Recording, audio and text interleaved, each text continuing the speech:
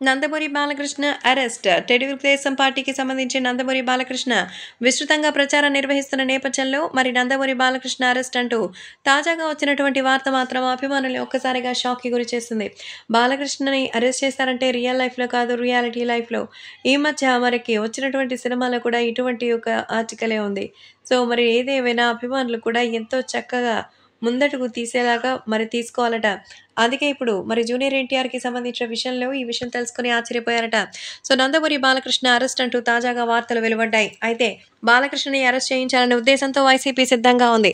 బాలకృష్ణని ఏదైనా అంటే ఆయనకు కోపం వస్తుంది. ఆయన్ని రెచ్చగొట్టి శాంతి భద్రతలకి విఘాతం కలిగించారన్న నేపథ్యంలో బాలయ్యని అరెస్ట్ చేయాలని మరి వైసీపీ కుట్ర పన్నుతోందంటూ తాజాగా ఒక విషయం అయితే బయటకొచ్చింది.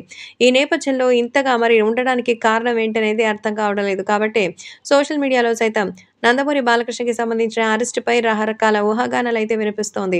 సో, ఈ నేపథ్యంలో జూనియర్ ఎన్టీఆర్‌కి సంబంధించిన విషయం కూడా ఎంతగానో సెన్సేషనల్‌గా మారుతోంది. నందమూరి బాలకృష్ణ అరెస్ట్‌కి సంబంధించిన విషయాలు తెలియడంతో ఇదంతా రాజకీయ కుట్రలో భాగంగానే జరుగుతోందని, మరి బాలయ్యని టచ్ చేసే దమ్ము ఎవ్వడికి లేదని ఆయన ఫాలోవర్స్ అంటున్నారు. బాలయ్య బాబు అంటే తెలుసు కదా! సో, పార్టీ కోసం, ప్రజల కోసం మరి తనకివ్వాలనిపిస్తే ప్రాణమైనా ఇచ్చేస్తారు.